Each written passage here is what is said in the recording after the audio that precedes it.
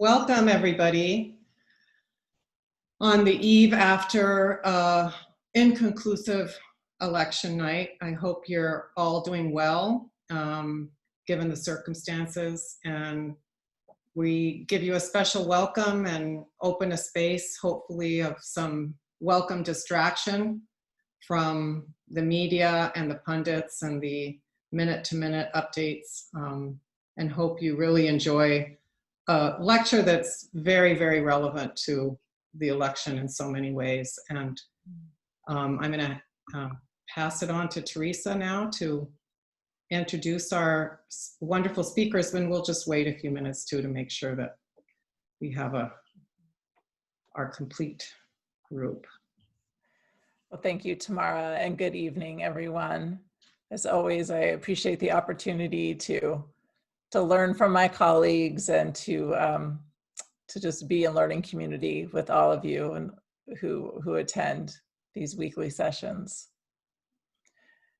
So tonight we're going to hear from Dr. Michelle Ceynar and Dr. Corey Cook, and their lecture is called "It's Like Herding Chickens: Social Psychology and the Understanding of Noncompliance with Pandemic Health Directives." And in this lecture, they're going to help us understand why it's so difficult to get people to follow health directives, applying lessons from social psychology. So thank you, Corey and Michelle, for being here this evening, and we'll pass things over to you. All right, so thank you, Tamara and Teresa, and thank you everyone for being here. So I'm going to start us off, and I know this is a space where, it'll be really nice to think about something else for a little bit, but I'm going to start off kind of bleak, so apologies. I think it's important to first kind of take an update on the issue and where we stand today. So as of yesterday, voting day, election day in the United States, the U.S. had totaled over 9 million cases of COVID-19, and this includes actual positive results and probable results that didn't have a test available, but they were able to decipher that it was COVID. That also includes over 220,000 deaths at this point, and I think that those numbers are kind of staggering. It's hard to wrap our head around just how many people that is. So I did some digging to be able to put that in perspective, and I found that the Tacoma population in 2020 is 222,603, which is almost exactly the amount of COVID deaths. It's actually about 1,000 short of deaths that we had due to COVID in the US alone. So clearly this is a major issue. And around the world, not just in the United States, but around the world, we're seeing recent spikes. So in the US, we are seeing spikes larger than other countries, but we're up to over 80,000 cases, new cases per day as our weekly average. And if we take a look at those data plotted, we can see our initial spike in March, and that's when kind of the response was to socially distance, to lock down, and we saw kind of a quick response from most states, most places, and most people really followed those directions pretty well. And we had this framing to go along with it of flattening the curve. And you can see that started to happen until a couple months later when people were sick of lockdown and the weather was nice and there were, 4th of July parties, and we saw this next peak. That did, again, flatten because people are responsive in general, and in response to a spike, they take the order seriously again. And now we're at another peak that was predicted months ago that we're moving into fall. People are out and doing things. The economy's reopened to some extent, and we're indoors more often. So this was predicted. I don't know that it was predicted at quite the level it's at. And hopefully we'll see another valley following that peak. But to do so, we have to follow the guidelines. And there really are pretty clear guidelines on what any individual, you or I, can do to help slow the spread of infection. So what are those recommendations? I actually can't see the chat, but if you want to put in the chat, what are those recommendations? Michelle, you can see them, right? I can. Okay, great. What are people saying? Social distance. And? Masks, social distancing, small gatherings, masks. Limit party number, wash your hands, hand wash, limit outings. All right. So we all know what we're supposed to do. Thank you, Michelle. And actually, when I Googled trying to find some fun things to present as graphics, I just looked up social distance and I got this. This is a public service announcement that took up nearly my entire screen in Google Chrome that had a very, very simple message. Wear a mask, save lives. Wear a face cover, wash your hands, keep a safe distance.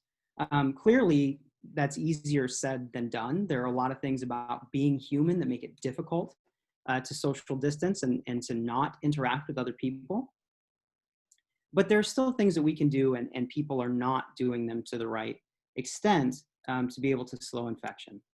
So Michelle and I, as social psychologists, we're really interested in why, in particular, people fail to follow these health directives. So what we want to do in this talk is take some of the core lessons from the research in social psychology to better understand compliance and non-compliance with things like wearing a mask and keeping your distance. We're really going to focus on just a couple of pieces of social psychology because it is a broad field. So we're going to focus on social influence, social identity, and attitudes and behavior, and the kind of attitude-behavior link. And hopefully we'll be able to make some recommendations for how we can do things a little bit better based on this research. And with that, I'll turn it over to my colleague, Michelle Ceynar. Okay, so social psychology by definition is the scientific study of how an individual's thoughts, feelings, and behavior are affected by the real or imagined presence of others. So for example, things that Corey and I have been thinking about, do people interact differently in a virtual meeting when they have their own image on the screen alongside others? Or are extroverts having a more difficult time with quarantine than introverts? And why did that one person decide not to wear a mask when it seems like everybody else has one on? So I want you to think about this third question as it relates tonight. And we're going to, on the next slide, what I want you to do is make sure that your chat is set to all panelists and attendees. So you see here, this person's having a chat with Stevie Nicks, but they're changing it to all panelists and attendees. So drop that down and hit that. And I'm gonna ask you to respond in chat to a scenario that I'm gonna pop up here in a minute. But what I want you to do is remember that game you played as a kid where the floor is lava. So your enter key is lava. Don't touch it. Okay, just leave your finger off the key.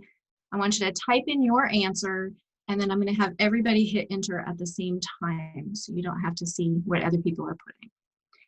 Okay, so this scenario goes like this. Corey, do you want to pop that up? Yep.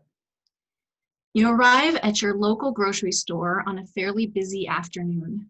You notice that everyone is wearing a mask except for one person who walks confidently through the produce section without a mask. Why are they not complying? So put the first thing that comes to mind in your chat. Don't hit the enter key, it is lava.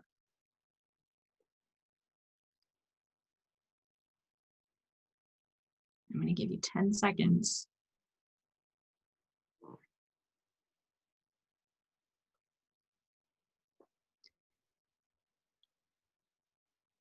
Okay, everyone hit enter. All right. Nonconformists, they forgot their mask. Ego and lack of education, forgot the mask. They know the rule won't be enforced. They think the pandemic is fake. They're selfish, entitlement. They might have a, quote, breathing problem, medical reason, political statement. They feel like they're invincible. Lots of good ones here. Yeah. So we're all intuitive social psychologists, right? We're always trying to figure out why people are doing what they're doing. And so what we wanted to do is try and explain some of this behavior with social psychology.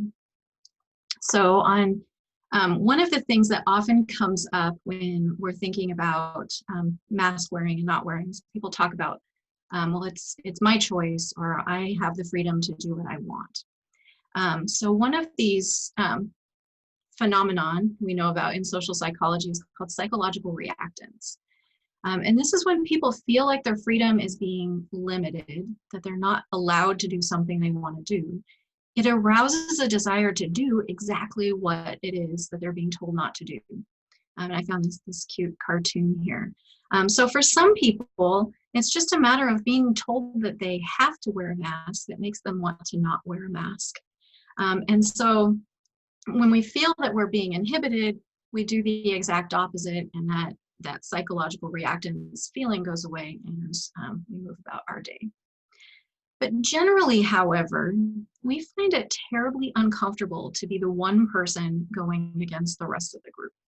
So our grocery store shopper may be looking confident, but it's likely that they're not nearly as comfortable as they seem. Humans are social creatures, and we have evolved to want to fit in. It's aided our survival to go along with groups and to use the group for comfort and support. So we tend to comply with other group behavior. So the next slide, Corey. We comply with group behavior for a couple different reasons. Sometimes the group has more information than we do, and we go along with them because they seem to have the right answer. They know what they're doing and we don't. We call this informational social influence, and we tend to do it in new situations where we're not sure how to act, or it's ambiguous, we don't know what's the right thing to do, and so we look around and we follow everyone else's lead. This can lead to good things, and it at times leads to some bad behavior as well. So for example, let's say you're attending a church service in a denomination you've never been to before. And you don't know what the protocol is. So you watch when others are standing up or kneeling, or which hymnal they're choosing. You watch their behavior because they seem to know more than you do, and that would be informational social influence. Now, we also go along with the group because we don't want to be ridiculed, or because we want acceptance or to fit in. And we call this normative social influence. So this is kind of like the peer pressure that you remember feeling when you were in middle school or high school or college or as a university professor. So all of that peer pressure just makes you want to fit in, whether or not you think the group is doing the right thing. It's really hard to be that one person that goes against it. So in the 1950s, there was a series of pretty famous experiments. If you've taken intro psychology, you've probably heard about these before, by Solomon Asch. And what he did is he set up a pretty simple paradigm where he asked the participants to look at a set of lines, like I have on this slide. And so they had a line X, and they were asked to choose which of the three lines it most closely matched in length. So A, B, or C. And clearly X matches B. So he did not make this a difficult choice. The answer was always very clear on each of the slides that he showed his participants. Now what he did is he staged it so that there was a group, and in the group was one person who was naive to this, and the other people were what we call Confederates. So they were part of the experiment, and they were told to give the same answer on a series of these slides. And they were told to give the same wrong answer. So they went around the table, and up top you see a picture of one of the participants. And they would go around the table, and number 5 would give the wrong answer. He'd say C. And everybody else before 5 had also said C. And then we get to 6. And yes, see the expression on his face, right? He's looking really hard. He probably wants to clean off his glasses. He doesn't know why they were choosing a line that's clearly wrong. Okay, so he knows that they're wrong, but now it's his turn to decide whether to either say the right answer or give the same wrong answer. And so they repeated this several times. On some of the trials, all of the Confederates gave the same wrong answer, including the Confederate number 7 that followed afterwards. He would give the wrong answer as well. So again, I want you to turn to your chat, and I want you to type in a percent from 0 to 100. Again, it's lava, don't touch the enter key. You tell me what percentage of participants in this experiment gave the wrong answer at least one time while they were participating. So you've got 0 to 100, make a quick choice. I'll give you 5 more seconds. 0 to 100.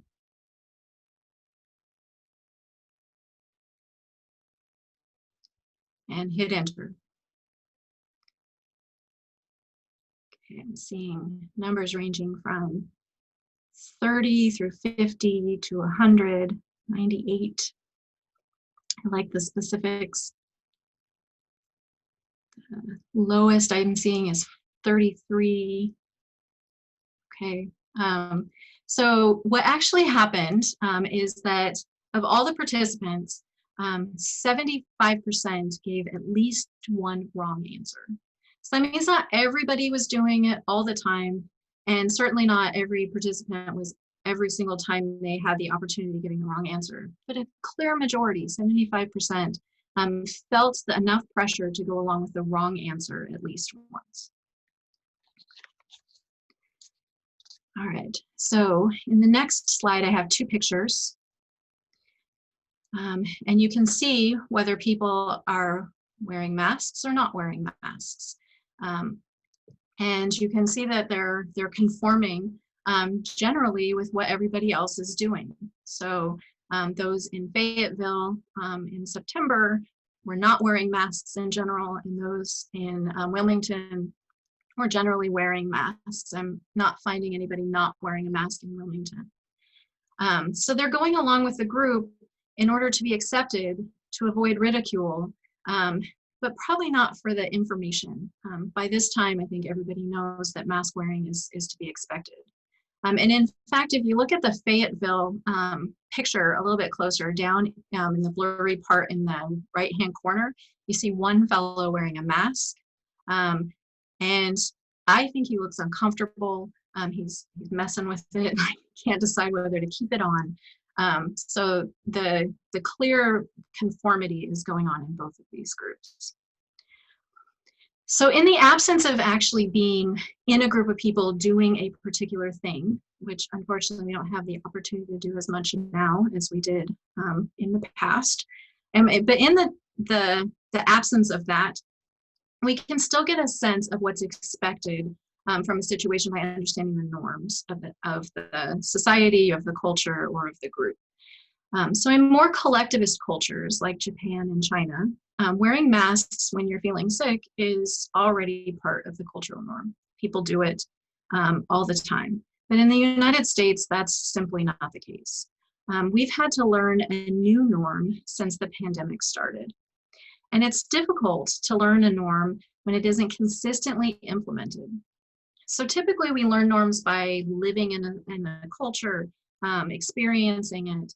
But there are other ways that we can learn about what's to be expected of us than through direct experience. So for example, on this next slide, I have a picture I found in the New York Times. This was an interactive map of where people were wearing masks. So the darker purple indicates that more people are mask wearing, and the lighter parts indicate that they're much less likely to be wearing masks. This was back in July. We can also learn through different kinds of signs that are being put up. And so I pulled some examples of signs from different places. And you can see that there's a variety of things going on here. So some of them are really polite. They're like, please wear a mask. That's Fort Worth in the bottom corner. Y'all wear a mask, it's required. No mask, no entry. Some of them are very clear. Others are trying to convince people that, we wear masks here. And some are using humor, of course, like Queen, to indicate what people are doing or should be doing in particular situations. So we learn the norms, and now we also know that there are a couple different types of norms that we follow. So on this next slide, we can think about norms as being descriptive. So they tell us, what are most people doing? What do most people in this situation do? And they just describe what the majority tends to do. And so this top example from Tampa Bay is a good example of a descriptive norm. We wear masks. That's what we do. Some norms are also injunctive, which means that it tells us what people should do, what we ought to be doing. So the notice face mask required is an injunctive norm. It tells you what you ought to be doing at the time. So research tells us that when we learn our behavior is either consistent or inconsistent, if we're matching what other people are doing or not matching what other people are doing, it changes how we move forward, what we're going to do after that. So for example, researchers conducted a study of electricity use in a neighborhood.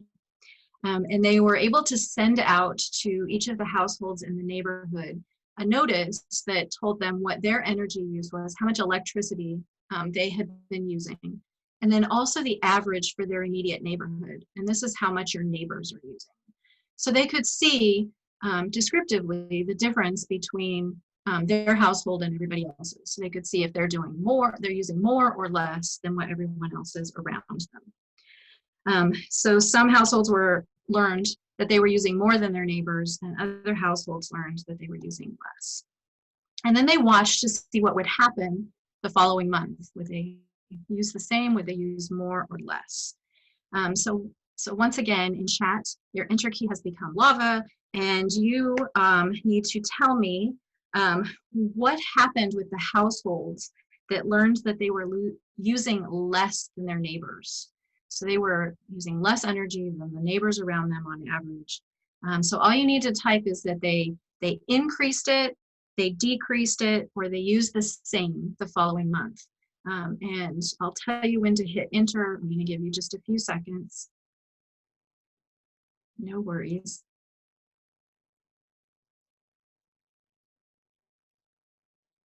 Okay, so now hit enter. I see increased, used more, few decreases, some sames, but most of you are looking at increasing. Okay, so those of you that picked that their usage went up were correct. So this is not great, right? They learned that they were doing what they should have been doing. They were using less, but learning that their neighbors were using more made them want to use more. Okay, so hey, if Harold's got his air conditioner on 24/7, then I'm certainly gonna leave my lights on so I can see my way to the bathroom at night. So that norm actually worked in reverse. Now the good news is injunctive norms can be pretty powerful. So we learn what we ought to be doing that tends to outweigh what everybody else is doing, unless you're in middle school. So some of the neighbors in this study were actually reminded of what the injunctive norm is. Okay. And so they did this really simply by sending out to some people, they just got that description, what yours is and what the neighborhood is using. But other people were told, this is what you're using, and if it was less than the average, that the researchers wrote a little smiley face on there. Like, yay, look at you, you're doing a good job. And for the ones that were using more, they wrote a little frowny face, like, shame on you. And so they learned what the injunctive norm was just simply through what we would now call an emoji, right? And what they found with those households is that those that were using more than their neighbors started cutting back, just like with the descriptive norms.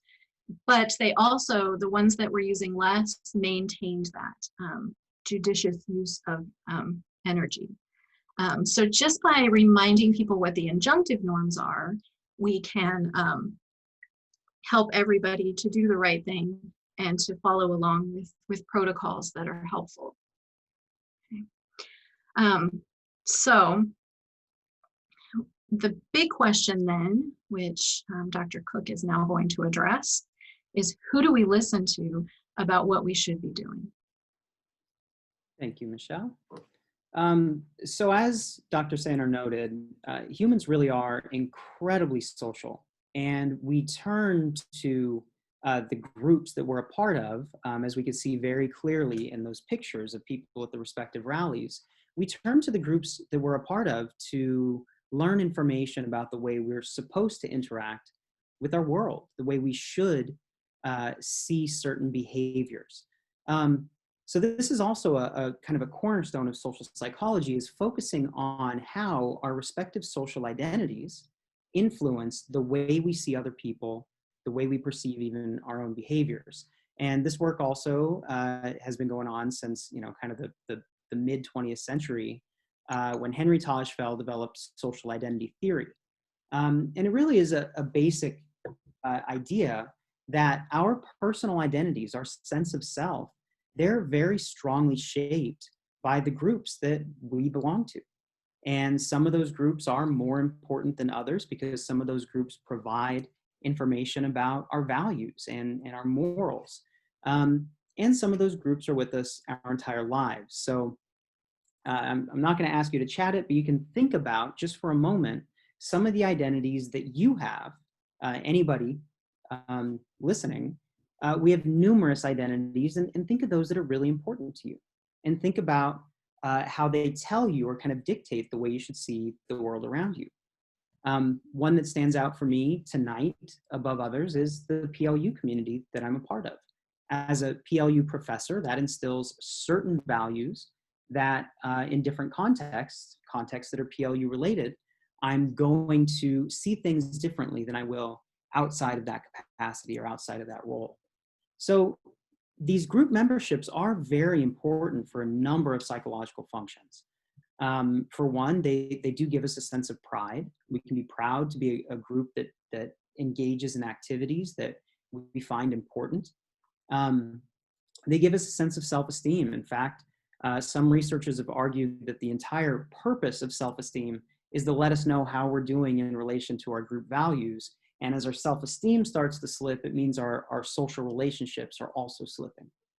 And our group memberships, they help us accomplish what many would consider very basic psychological needs of providing a sense of belonging, and giving us a sense of understanding about the world around us by, again, providing some worldviews through which we can make sense of the behaviors that we see. Unfortunately, there are also some kind of negative repercussions that come along with developing these social identities. So for instance, categorization of social groups leads to stereotyping of members within those groups. And it kind of is a natural cognitive process that for many of us, I guess that anybody on this talk tonight, we all have decades of learning under our belt, right? And that information is already here in our brains, and it's readily available for use when we encounter new things in our environment, and that includes new people.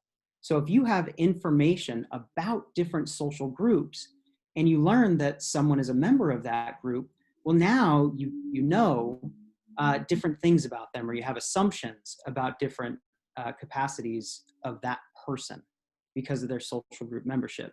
And that's the process of stereotyping. These stereotypes really serve as what we would call heuristics or cognitive shortcuts for making quick, efficient decisions that are sometimes and often wrong, but good enough, especially for a superficial interaction with other people.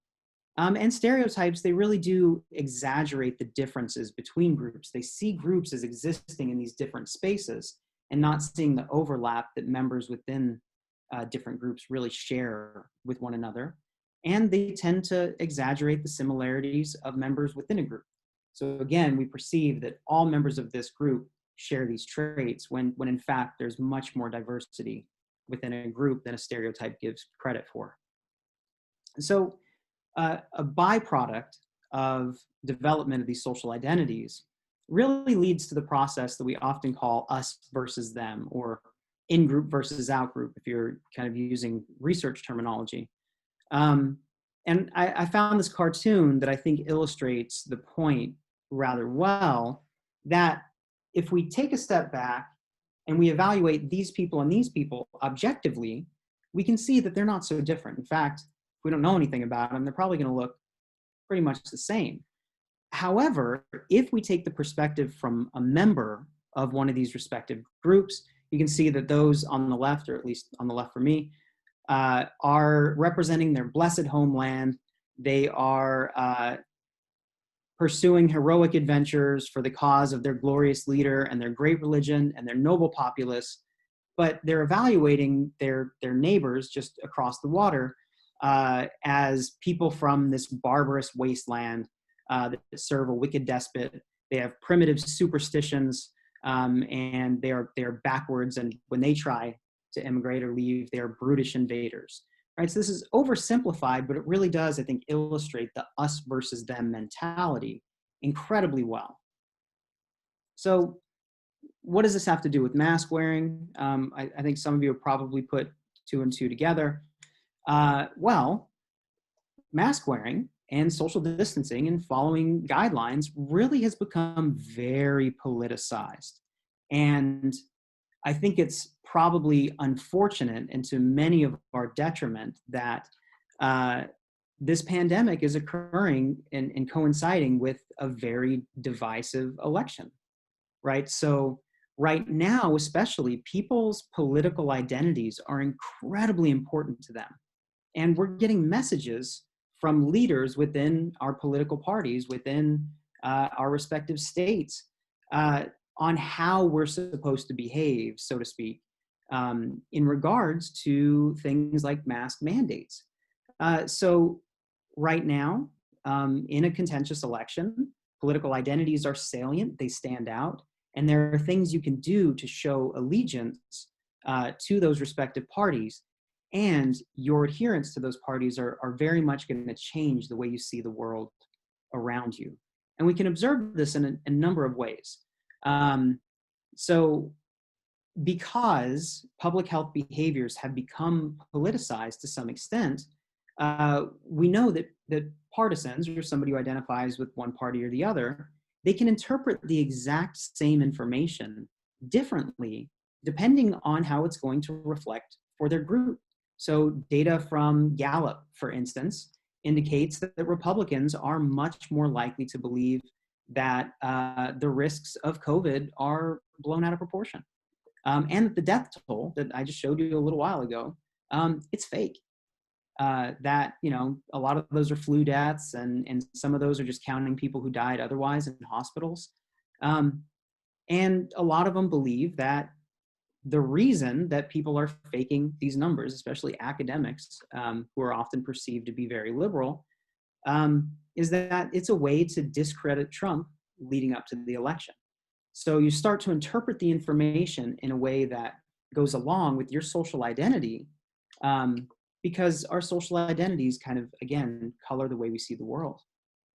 And because they're very important to us, again, when thinking about our identities, think about the way we project ourselves to those out in the world around us.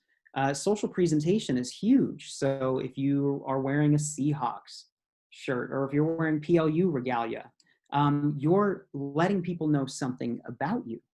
And because health behaviors have become politicized, it's a way of indicating your allegiances. It's a way to promote your respective social identity. It's a way to feel the adherence to your group and feel that sense of belonging by behaving accordingly. So for instance, we know that refusal to wear a mask is associated with toughness.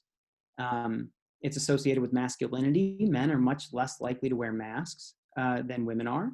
And it's perceived by many as rebellion. So again, thinking of reactance, it's perceived as rebellion against kind of tyrannical overreach on the part of our government. So as these things become politicized and tied to our social identities, it makes it easier to predict who's going to be likely to wear a mask and who's not. The guidelines are still the same, but we now have norms based on our respective social groups that tell us how we should behave. So I'm going to leave it at that, and thinking about what happens when we know what we're supposed to do, but we don't do it. So I'm going to turn it back over to Dr. Ceynar.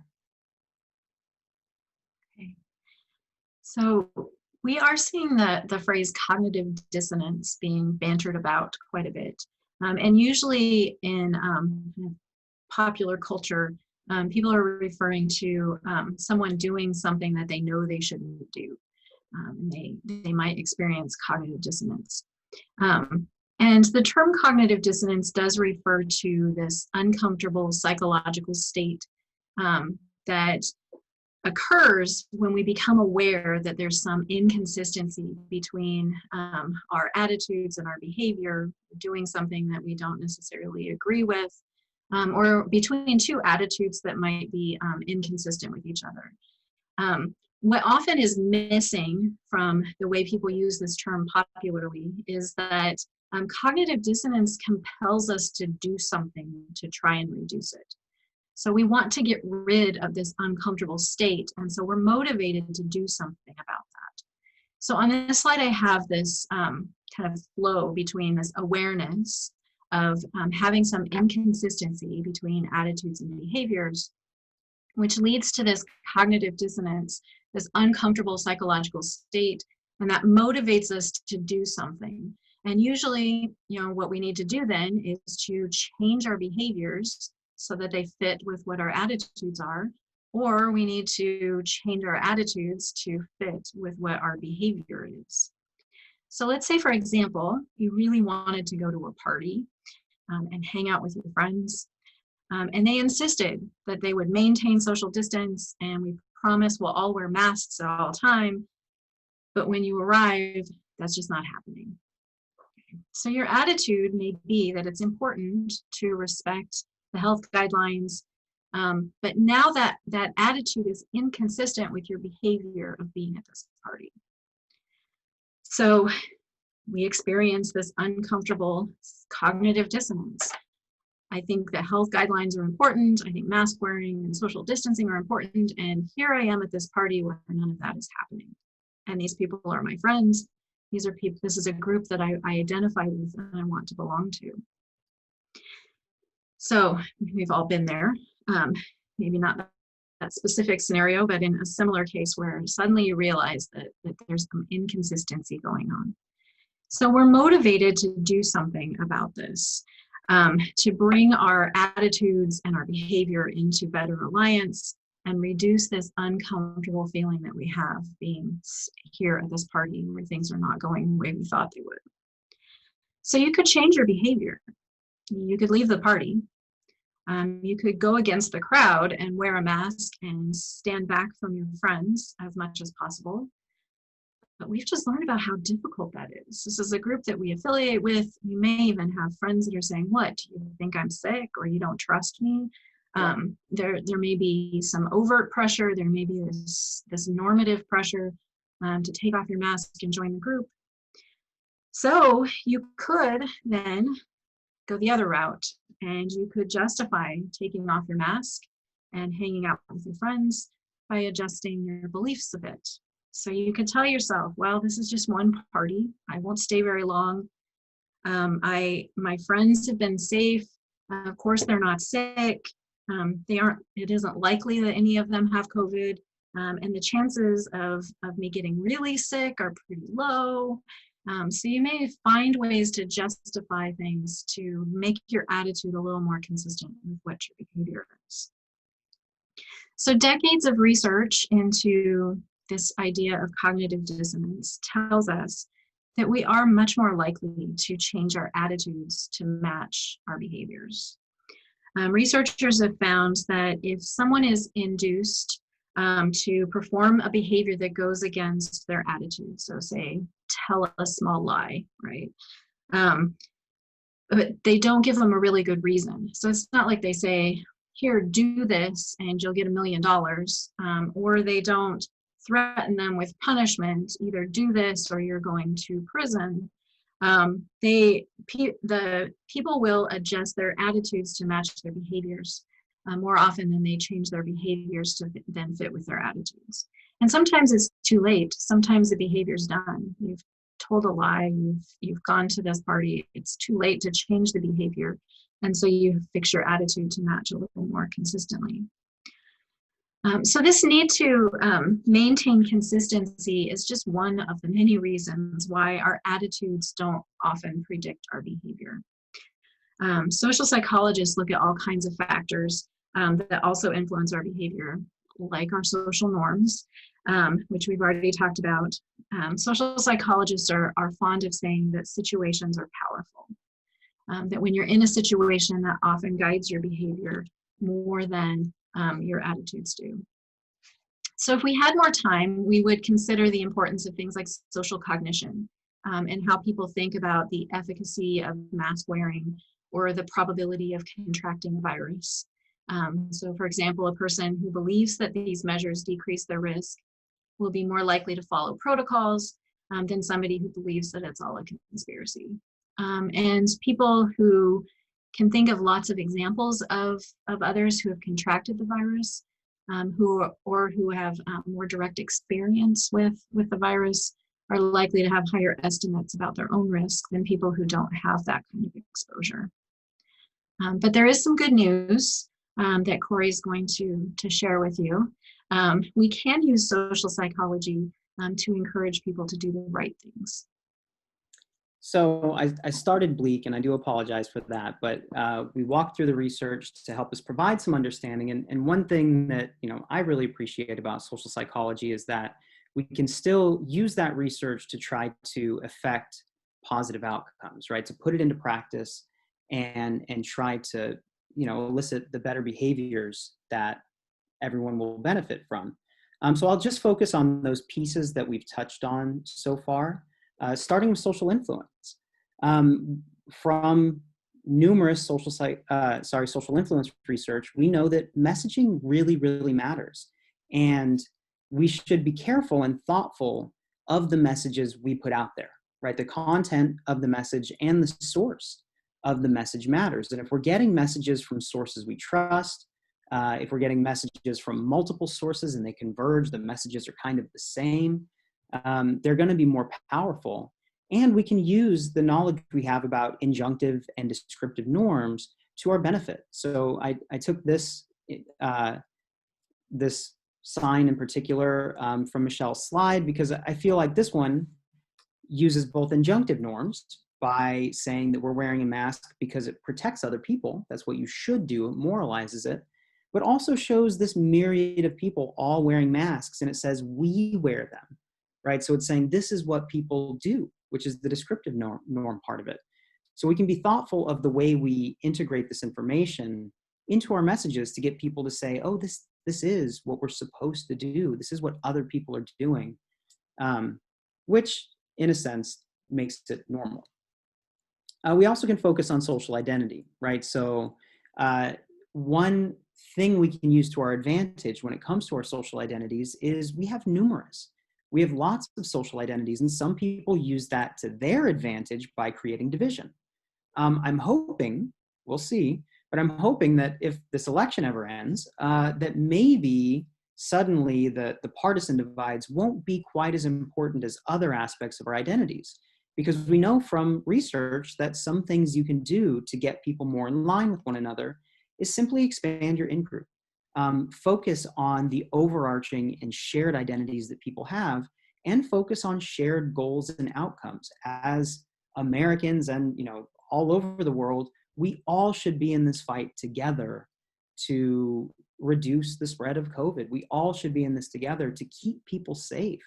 And I think if we focus on our shared identities, shared goals, we know that people are more likely to follow behaviors that help everyone, that yield these better outcomes.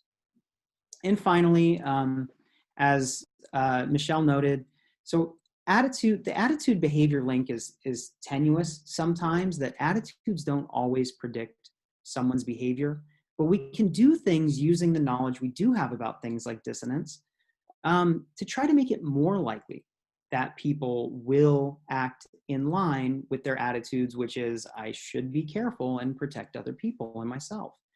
So we can normatize consistent behaviors to try to prevent dissonance from happening. What I mean there by normatize instead of normalize is that we institute norms.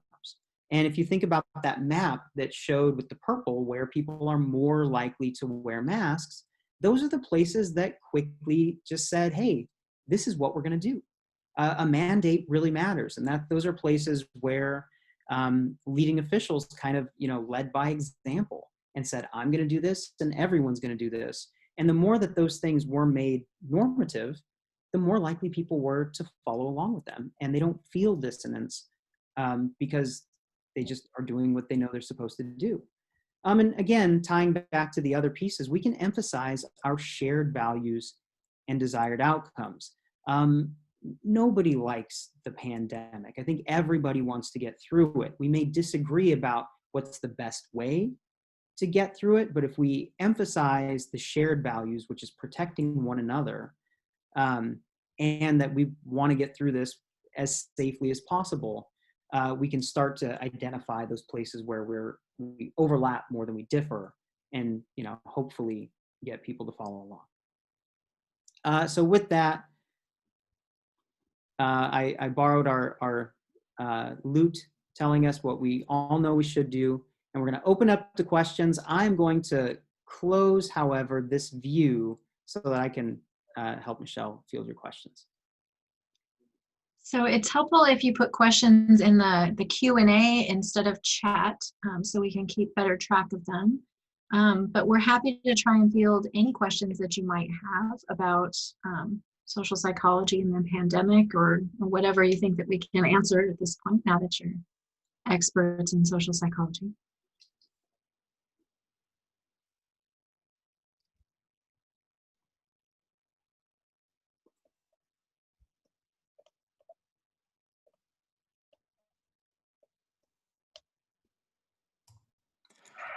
As we wait for questions to come in, it usually takes a couple of minutes. I have one to get us started. Okay. Oh, one just came in. Aaron is asking about the conspiracy theories, and this was kind of what I was thinking about. Like, if we don't have a common sort of understanding or acceptance of truth and fact, like, how does that affect how these social psychological processes work? Can I take that one? Yep. I'm actually teaching a course, a special topics course this semester that I've called Psychology of Belief. And we're really addressing the underlying reasons that we develop beliefs and the psychological functions that they serve.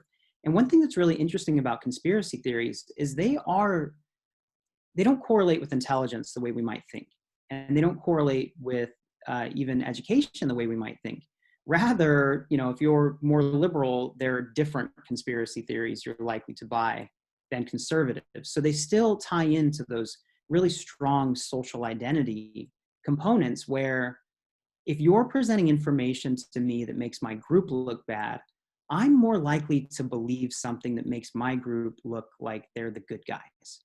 And I think if you follow, for instance, the QAnon conspiracies and conspiracies that are really big right now about our government and their response to the pandemic, they really have this very good and evil moralizing component that just seem to make more sense to people than trying to wrap your head around this pandemic that is just so hard to understand.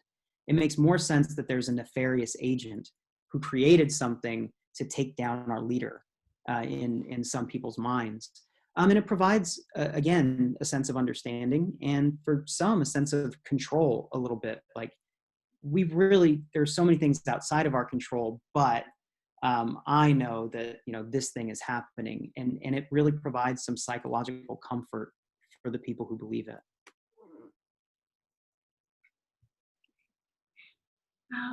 Our second question is, are reliance on sticking to norms more prevalent in teenagers? And I think the quick answer is probably yes. There is like a Teenagers are more likely to feel compelled to go along with their groups than adults, but I don't think we lose that as quickly as we like to think we do. There's still a lot of subtle pressures that we do go along with.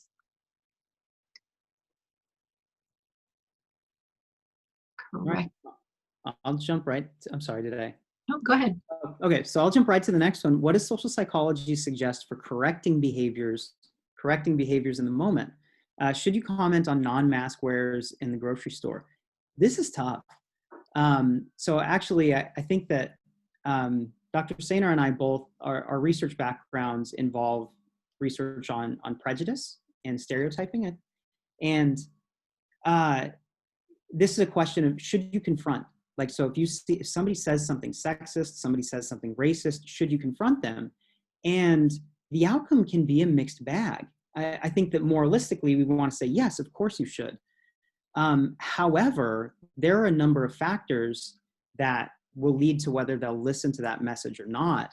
So for instance, if you share an in-group with that person, they'll be more likely to listen to you. And I know that's kind of counterintuitive, but like me, as a white man, if another white guy is saying something, they're going to be more likely to listen to me than they would Michelle, because she's a woman, or than they would, somebody who's not white. So I'm not giving you an answer. This is a non-answer. I think that's an assessment you have to make in that situation. Because what's likely to happen is they'll get defensive, and you might kind of bring up conflict that you don't necessarily want. It's not going to benefit any of you. And this is where it really, really helps to support businesses and places that make that decision for you. And maybe Trader Joe's, for instance, like they're not going to let you in without a mask. If you take your mask off, they're going to tell you, please put that on or leave. And that's really important, because then it takes the kind of the onus off of the individuals, because it's on the company.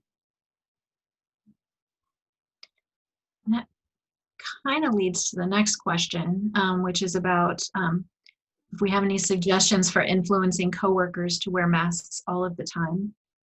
And this comes from somebody who identifies as female, but all the colleagues are male, and they are visiting a work area once or twice per week. So how to get them to wear their masks all the time, and perhaps maybe even when you aren't present.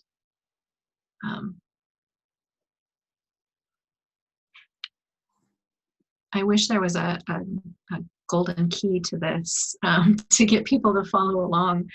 I think, again, it comes down to creating a norm where it just happens and making it uncomfortable to go against that. And so if the management is saying that you have to do this, and there are consequences for not following along, I think that's probably the best idea. But I guess if it's one person going into a group and you just want them to put their masks on there, you could appeal to their humanity. Like, this really concerns me. Could you do it for me? And that might help a little. Yeah. Any other ideas, Corey?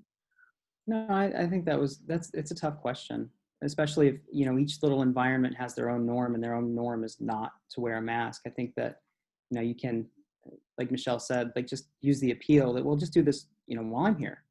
And sometimes just small changes in behavior can kind of lead over time to larger changes. So maybe they'll start to think, well, maybe we should put masks on when other people show up. And it's a way to, affect change, starting small and move out from there. Mm-hmm. So can I take the social identity one, but I'm jumping ahead if I do that. Sure. Okay, so considering the principle of social identity, do you think the polarization of mask wearing and social distancing would have been as extreme if the pandemic had not occurred in an election year? I'm trying not to make direct political messages, but I think that this was a failure on the part of our government and leadership within our government. And this is something that that I've been thinking a lot about, and Michelle and I have talked a little bit about. And it led to me wanting to participate on this. I think that mixed messaging early on really hurt the messaging overall when initially we were told that, well, we don't know that masks help. Now, people who understand science know that our knowledge changes clearly as we learn more about the disease, as we learn more about the spread. But some people clung to that initial part because it works for them. And then we have political leaders using the polarization they've created essentially to their advantage as a rallying point. And it's a simple authoritarian tool, right? That you give people something to rally behind and you play to their fears, you play to their concerns. So do I think it would have been as extreme had it not occurred in an election year? I don't think so. I think that our our politics right now matter more for most people, and that led to an exacerbation of it. But I think it still could have happened. So I don't think it's solely because of the election year. And then Penny's question about conflict resolution strategies, like mediation. Absolutely. I think if you could get people to come together and identify what's important for this group, this may actually help. The question about how do I get my coworkers to do this? Having some conversation about what do we do as a workplace, or what do we do as a community, and getting people to agree to follow certain principles and norms and behaviors, I think could be highly effective. And then, if your attitude is this group is important to me, or these are the things that this group does, then your behavior is going to match that, and certainly won't have as much of an experience of cognitive dissonance. Then you have a justification for doing it, even if you don't think that masks are beneficial, but you're at a workplace where everybody has agreed to wear them. Then you can always fall back on, well, when I'm here, this is what we do, and you may do something out, other places, but you won't experience that dissonance.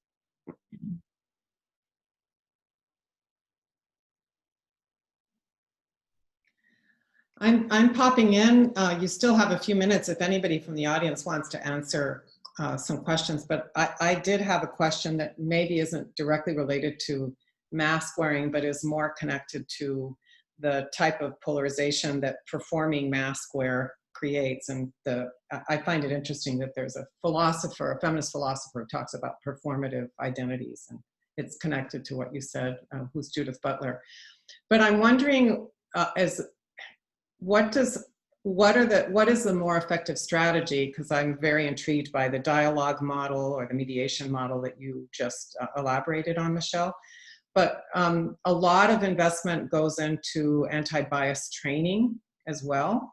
And I just wondered what your opinions were about the effectiveness of anti-bias training, because it seems to be done in sort of a vacuum, right? And it's also injunctive, tremendously injunctive from the outset. So I just wondered what your thoughts were on that. It's been pretty debated out in the world, but I'm curious what my colleagues have to say. Michelle, do you want to start? Sure. There is some pretty good evidence that bias training is not as effective as we like to think it is. I mean, it's a nice strategy, and certainly making people aware that there are such things as implicit biases, and that we all have these ideas that we've been marinated in since birth, and that it does impact our behavior. That's all important. But the bias trainings that are out there are not necessarily researched well, and we don't have strong evidence that they're immediately effective. And we do have some evidence that there's this psychological reactance to them. So when people are forced to go to these trainings, they're more resistant to learning the ideas that are there. So that's not at all to say that I don't think that it's important that we learn about these ideas. I hesitate that everything was implemented before we had even a good understanding of what implicit bias is and how it impacts our immediate behaviors and how much control we actually have over it, other than being aware. I feel the same way, and I think there is a growing scholarship on the effectiveness, and I think that initially the implementation was very well intentioned, with the intention of changing the norms and creating new norms for institutions, but then just kind of hiring whoever to run them. And in early implementation, they often didn't work well because white guilt trainings essentially exacerbate the problems because they increase defensiveness, they increase reactance.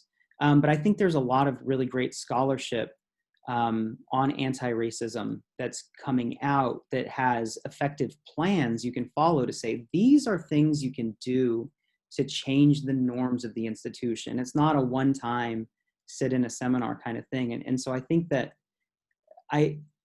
I feel hopeful seeing the way that trajectory has gone, but a lot of the existing programs, there's not a lot of evidence to suggest that they worked. Thank you so much for your thorough answers. I think there's also a tendency to want the quick fix, right? And the business part of it. So thanks for those answers. We are now running up to our time, and the other connection I wanted to make as we prepare, first of all, thank you very much, but as we prepare for next week's lecture, is the emphasis that you placed on messaging and how important messaging is. And it just so happens to be the topic of our talk next week. So we designed this so well, didn't we, Teresa? We sure did. So we're very, very excited next week to follow up on a more in-depth look on messaging, truth, falsehood, and the pandemic, when we'll be welcoming Dr. Michael Artime, who's an assistant professor and chair of political science. And he describes his presentation as one where he'll explore the dangers of spreading misinformation and disinformation that could potentially endanger individuals during the pandemic. He'll discuss ways of engaging ethically on social media platforms so as to prevent the dissemination of false or misleading information. And finally, he'll talk about whether there are ways that social media platforms can be used productively in an effort to prevent the transmission of COVID-19. So we really look forward to that. And before Teresa bids us all goodbye, I do have a plug for a bonus COVID Global Studies 287 panel. And I will be sharing this information with our participants in our emails. But that will be a panel presentation by some of our global partners in the world, Norway, Namibia, Trinidad and Tobago, Mexico, China, telling us about what's happening with COVID-19 in those different locations. And we thought that would be a great addition. So that's in a couple of weeks, we'll be providing that information for you. But for now, thank you, Corey and Michelle, for a wonderful presentation. We really enjoyed it. Yes, thank you very much. And thanks to all the participants for being here this evening. And we look forward to seeing you next week. Have a good night. Good night. Thank you, everybody. Thank you.